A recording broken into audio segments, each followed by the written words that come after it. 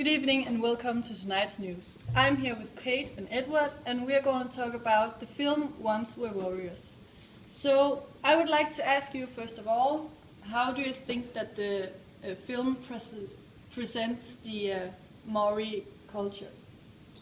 Well, I think that they present the Maori culture by showing how diminished it is, by showing the problems that they're faced with, and actually just how everyday struggle is in Maori life. But the fact is that the Maori culture have a lots of trouble and a lots of dilemmas to take care of in the society. We see, for example, when Nick gets adopted into a gang member in the movie, the ritual for adopting him is to beat him up. I think that might show that the Maori culture is kind of aggressive and kind of... Yeah, but let's then compare it to the whites and the Europeans in the movie. We only see 5 white people and they are judge and police officers. How do you think that, or do you think it's a problem? Segregation is a big problem in New Zealand. You see Maoris lives in small areas in the country and the rest of the population live in the big cities and so on. So it might be a very big problem for New Zealand to integrate this Maori tribe into the national society. I think it's a huge problem. I mean, it shows that Maori culture should be overrepresented, which they aren't. In fact, they're a minority, not a majority. So it's just a matter of how they want to show throughout the film that something isn't right and how they want the viewer to perceive it. But also because racism is a big problem in New Zealand. You can see the man Jack in the movie, he say, keep your mouth shut and your legs spread. And that might be a symbol of the huge racism we see in New Zealand right now. I would like to ask you if you believe that the family we see in the movie are a realistic picture of what it is in reality.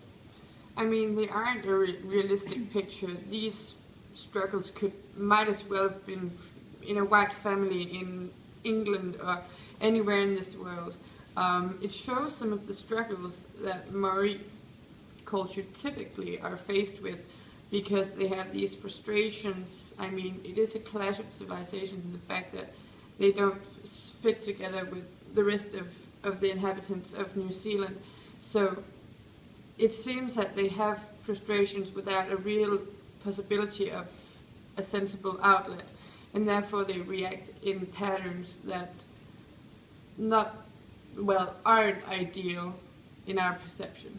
But you can also see they drink alcohol every night. They have a kid in an institution, and it's the whites in the film who's saving the boy Boogie from being a hardcore criminal. So I think it's a very good picture of the relationship between Maoris and whites in New Zealand. But this family is definitely from the lower class in New Zealand. Do you think that it's a problem that we have these kind of problems in the movie? It's a big problem because Maori cultures are a very, if you understand me, low culture in New Zealand. You can see a lot of Maoris are on a social income from the state. And for example, you see the Maoris with huge tattoos in their face and so on. And how do you think they're going to have a job when they are done in the tribe or in the Maori culture? But I think it's a problem because it's the perception that they need to adapt to the New Zealand culture, but the fact is that they were there first. They should make the others adapt, or they should find a way to adapt to each other. So the fact that tattoos in your face aren't allowed, and it's a risk because you're not wanted for a job, then it's because you need to adapt to each other, and that's the real problem. It's because they're segregated. I would like to ask you, Kate. I know that you are a believer in the Maoris' welfare getting improved. Don't you think that it's kind of naive to think that from one day to another we can just improve the welfare for the Maoris? Of course it's naive. It would be naive in any given situation throughout this country or this world. But we need to make some adjustments to make these two cultures fit together. Not to live beside each other, because they can't do that. So it'll take time and it'll take integration. And we need to set the record straight that both parts should be willing to adapt. And then I would like to ask you, you talked a bit about it before, the male chauvinism we see in the movie. Do you believe that it's a general picture in the Maori culture, that the woman is? I don't know if it's a general picture, but we see the relationship between Jack and Beth. We know Jack is black, but he's come from a slave family or something.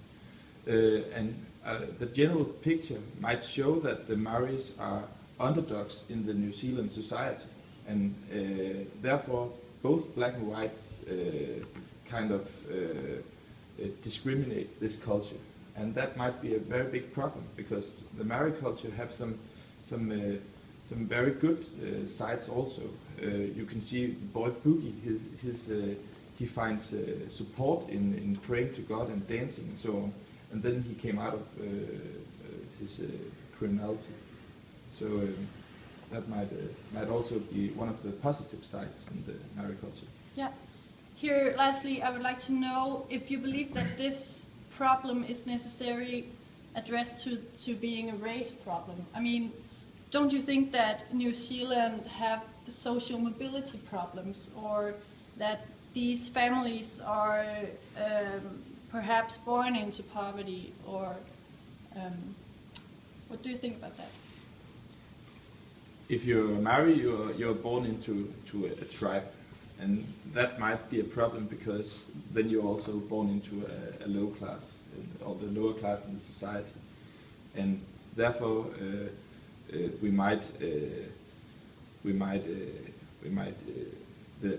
New Zealand government might do something with the culture and the way they accept or disagree with the culture, because there's lots of problems in the culture that have to be fixed before we see a united New Zealand society. Yeah. I think all of the mentioned are problems or things that we should look at, and aspects like social and heritage, which are a major issue, because you have these parents who not necessarily have been taught how to navigate in this society and integrate with the other New Zealand inhabitants. So you have the kids in the future who have not, the tools to shape the future, but we should give it to them so they can unite, as mentioned. That was the last word tonight. Thank you both. And